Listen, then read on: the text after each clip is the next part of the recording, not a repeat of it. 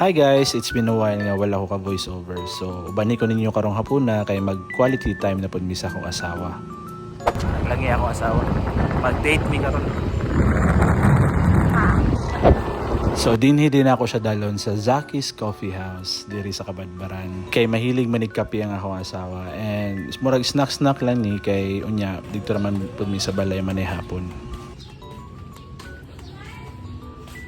Zaki's. Mahilig yung mga piyang asawa guys.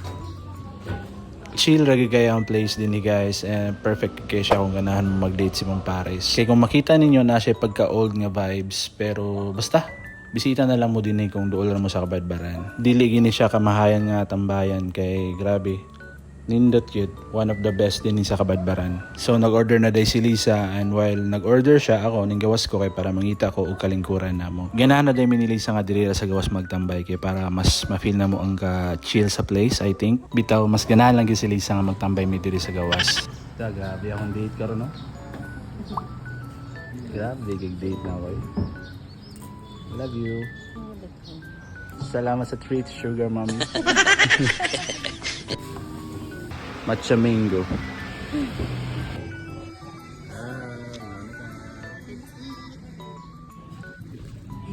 First bite?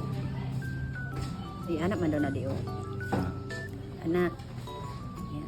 Anak man daw na. Anak daw na siya.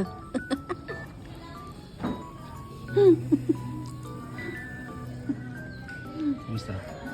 Di ba? Ani. Og din hirataman ang vlog guys. Manami sa among date. Manadari guys. Manamig date. Until next time. Bye!